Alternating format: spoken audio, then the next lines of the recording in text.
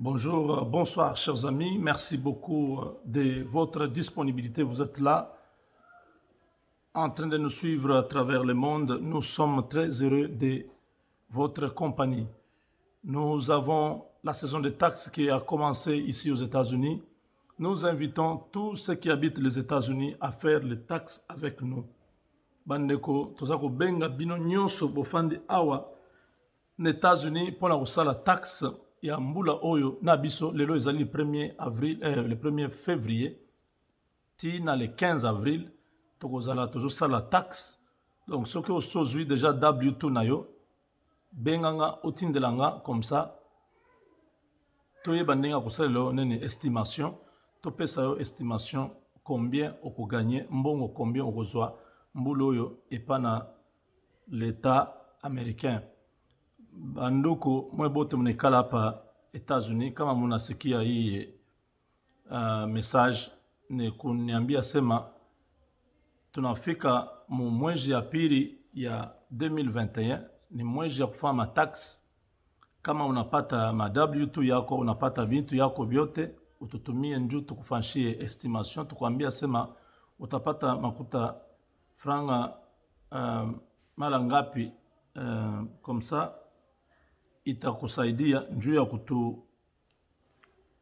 tupatia decision na tukufanyie tax ya hii mwaka. Nene bana betu bonso basomba mu États-Unis tulitunulomba bwane chikondo cha kumbanisha kwanza tax. Nene bomana kuheta deja mikanda yene ya kwanza na tax nututumina nayi bwane tunwenzela deja estimation tunambile bwane nene heta makuta anga chilimwechi tubamana deja kubanga kwenza ne bodi bamana kuheta bintu abi kadi tulomba bwane bantu bonso kanu humoito tudi tu nuinjila. Alors, pour ceux qui veulent avoir un avocat, si vous avez besoin d'un avocat, si vous habitez le Canada ou si vous habitez les États-Unis, n'hésitez pas de nous appeler pour avoir un avocat. Ça coûte $24,95. Et si vous voulez avoir la protection de toute la famille, vous allez payer autour de $49. Donc, nous avons besoin de vous. Appelez les 214 641 66 42. 214 641 66 42. C'est notre numéro et nous sommes joignables à n'importe quelle heure. Voilà, chers amis, aujourd'hui c'était le 4e anniversaire de Papa Etienne Tshisekedi. Il était le 1er février 2017 lorsque le vieux quittait la terre des hommes. Donc 2018, 2019, 2020, aujourd'hui 2021, ça fait 4 ans depuis que l'icône de l'opposition congolaise, de la politique congolaise disparaissait de cette terre, laissant derrière un désarroi des femmes et des hommes inconsolables. Ce jour-là, je me rappelle encore des images qui venaient de Kinshasa, des combattants qui étaient en pleurs, des mamans, des hommes qui étaient bouleversés. C'était un jour très difficile pour ceux qui ont été derrière Etienne Tshisekedi pendant plus de 37 ans, qui espéraient que les choses allaient se passer autrement avec lui. Malheureusement, il était mort et ça, c'était un grand choc. Heureusement que Dieu avait exaucé la prière de tous ses enfants. Il a amené Félix Tshisekedi à reprendre la lutte en main et à gagner les élections. Aujourd'hui, le président Tshisekedi, c'est l'homme qui incarne la lutte de 37 ans de Etienne Tshisekedi. Voilà pourquoi l'homme est béni de Dieu, parce que son père s'est battu dans la justice pour que cette nation devienne un pays de droit. Aujourd'hui, Tshisekedi a incarné la vie de son père. Et les choses se passent sur le terrain de manière miraculeuse. Les gens qui ont précipité la mort de Papa Étienne, aujourd'hui, ils ont perdu le pouvoir. Ils avaient cru qu'en faisant tomber cette icône, ils allaient changer les choses. Ils ne savaient pas que l'icône s'était déjà répliquée, il s'était déjà dupliqué dans une autre personne. Aujourd'hui, Félix Tshisekedi a démantelé le système de façon inattendue. Beaucoup n'attendaient pas que les choses allaient se passer comme ça. Dieu merci, les choses se passent très bien et nous bénissons Dieu pour ça.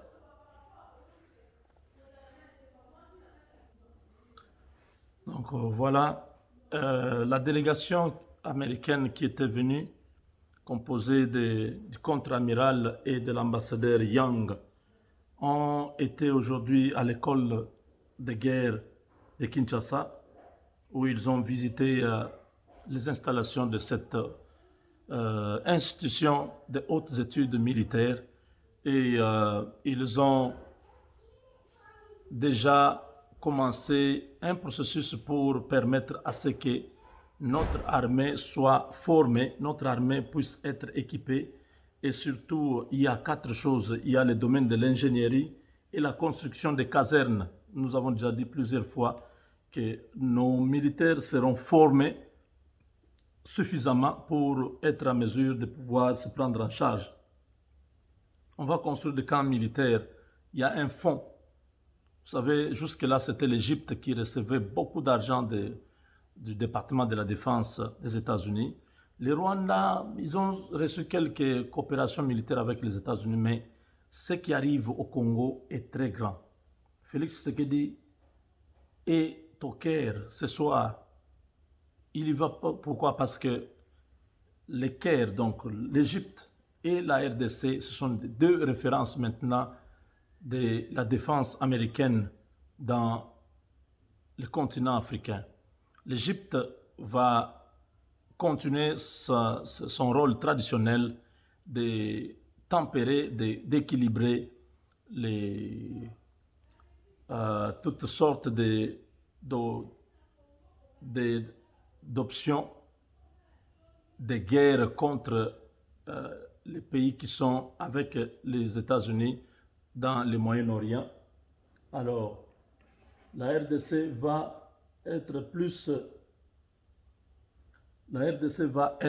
dans les pays qui sont vers le centre. C'est l'Angola, maintenant c'est la RDC. Avec la RDC, il y a beaucoup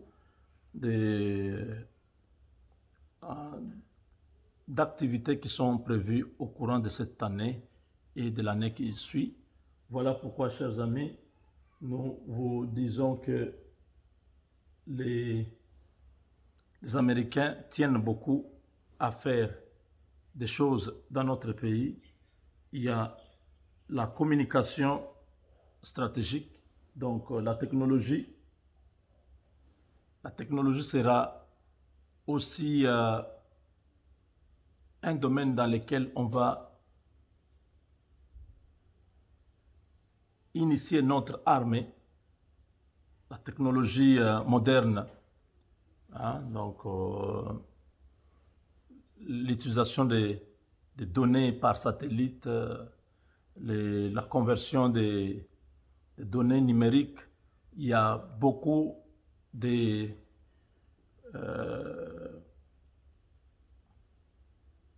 responsabilités que le gouvernement américain dans le domaine de la défense amène en RDC. Ils ne sont pas venus se déplacer juste de l'Allemagne, des États-Unis vers le Congo comme ça.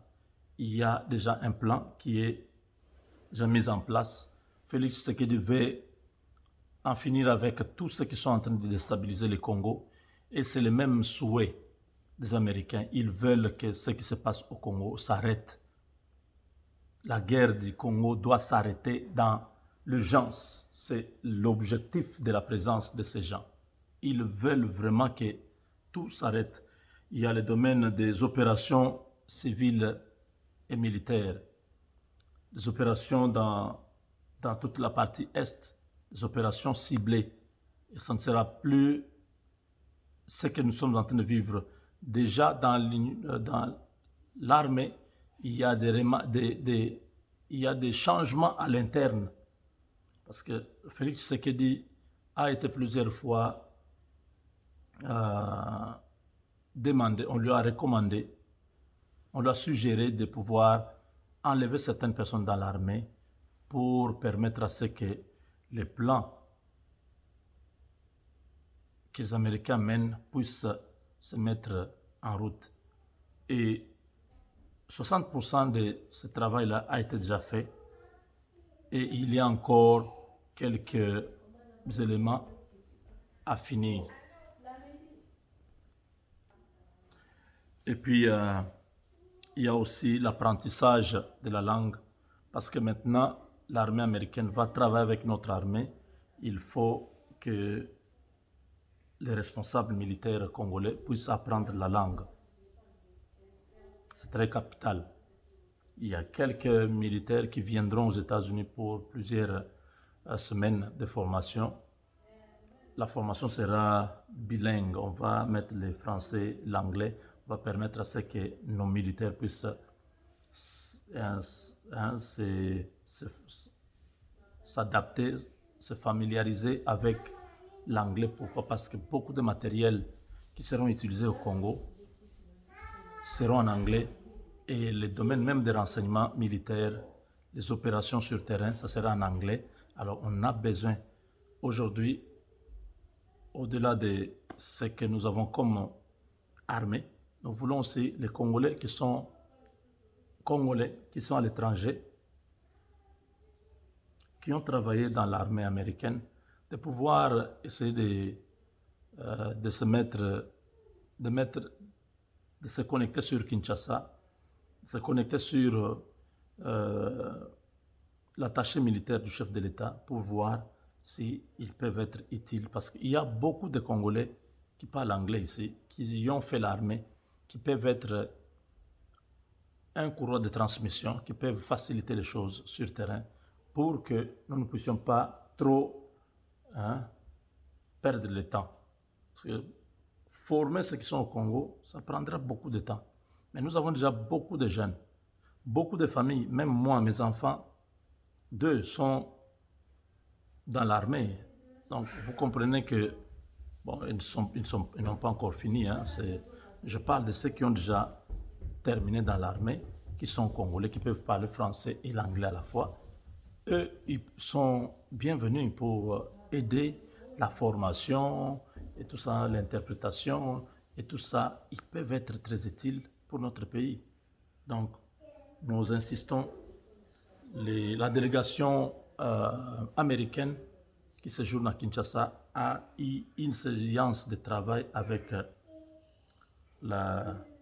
l'état-major général. Ils ont parlé de beaucoup de choses. Un partenariat très, très, très solide existe déjà entre la RDC et les États-Unis. Pas la Chine, pas les Français, pas les Belges, avec les États-Unis. Ce partenariat va nous aider à nous débarrasser. Vous sentez que maintenant, il y a un peu de la calmie à l'Est par rapport à ce qui s'est passé avant. Maintenant, là, il y a des opérations sous-marines qui se passent là-bas, surtout au sud, avec nos compatriotes, les Maïmaï, qui sont en train de faire un travail remarquable là-bas. Nous soutenons tous ces efforts pour anéantir complètement la présence